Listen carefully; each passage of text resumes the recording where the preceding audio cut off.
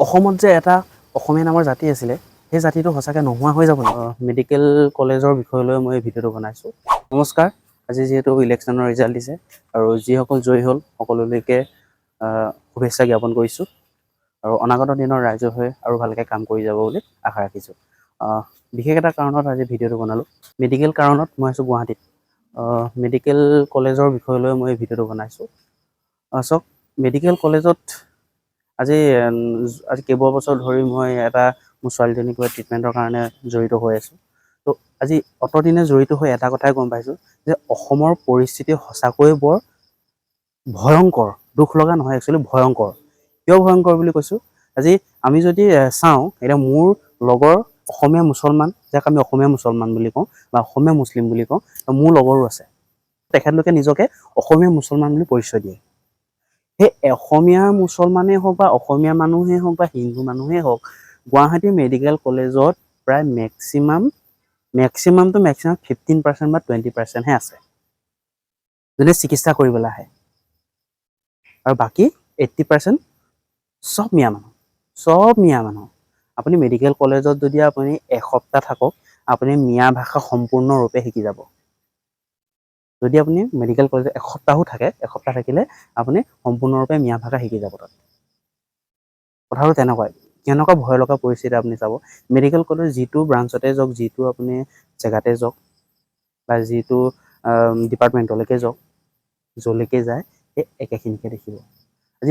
আজি অত বছৰে ইমান থাকিলোঁ, মই অসমীয়া মুছলমান মানুহ নেদেখা হ'লোঁ। অসমীয়া মুছলমান মানুহো মই দেখা নাই, চব মিয়া মানুহ। আৰু অসমীয়াটো ক'বই নালাগে, ক'ৰবাত মানে দুই এটা দেখোঁ। সেইটোৱে কৈছোঁ যে গোটেই মেডিকেল কলেজত যিমানকেইটা ডিপাৰ্টমেণ্ট আছে, সেই ডিপাৰ্টমেণ্টত প্ৰায় 15% বা 20% মানুহে হিন্দু আছে। তেতিয়াহ'লে সেই মানুহখিনি ক'ৰ পৰা আহিছে? সঁচাকৈ বৰ ভয় লগা পৰিস্থিতি। এই গোটেই কথাখিনিত চৰকাৰে ভালদৰে আৰু 5 বছৰ পাইছে চৰকাৰে, ধৰি লওক সেই বস্তুখিনি ভালকৈ চালি জাৰি চাব বুলি আশা ৰাখিলোঁ। মেডিকেল কলেজলৈ আহিলে কোৱা যায়, বহুত কথা কয় যে মেডিকেল কলেজৰ ষ্টাফৰ ব্যৱহাৰ বেয়া, কিবা বেয়া। হয়, ব্যৱহাৰ কিছু সংখ্যক যিখিনি গ্ৰাউণ্ড ষ্টাফ আছে তেখেতলোকৰ ব্যৱহাৰ খুব বেয়া, কিন্তু হ'লেও এই ব্যৱহাৰ বেয়া 50% কিহৰ কাৰণে হৈছে জানেনে? এই মানুহখিনিৰ কাৰণে হৈছে।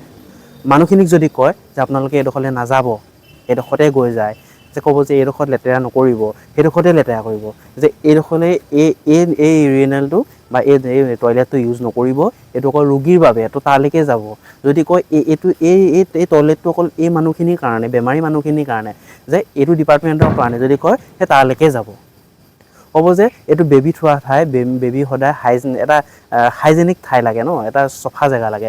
যদি তাতো যদি যাবলৈ মানা কৰে, তো তালৈকেও গৈয়ে থাকিব। চেণ্ডেল পিন্ধি যাবলৈ মানা কৰিলে চেণ্ডেল পিন্ধি যাব। তেনেকুৱা কথা মানে, যিটো কৰিবলৈ কয় তাৰ উল্টাটো কৰে। সেইটো কাৰণে মানে কি হয়, খুব মানুহখিনি যিটো আমাৰ সাধাৰণ ভাষাত খেংখেঙীয়া বুলি কওঁ, সেই খেংখেঙীয়া স্বভাৱৰ হৈ গৈছে। খিংখিঙীয়া স্বভাৱৰ হৈ গৈছে মানে। 50% এইটো কাৰণে হৈছে। মানে যেতিয়া একেটা কথা বুজাই থকা যায়, কথাখিনিকে কৈ থকা যায়, যদি সেই কথাটো নুশুনে, তাৰ বিপৰীতটো যদি কৰিয়ে থাকে, তেতিয়া সদায় মানুহ 100% খঙাল হ'বই। অসমত যে এটা অসমীয়া নামৰ জাতি আছিলে, সেই জাতিটো সঁচাকৈ নোহোৱা হৈ যাব নেকি?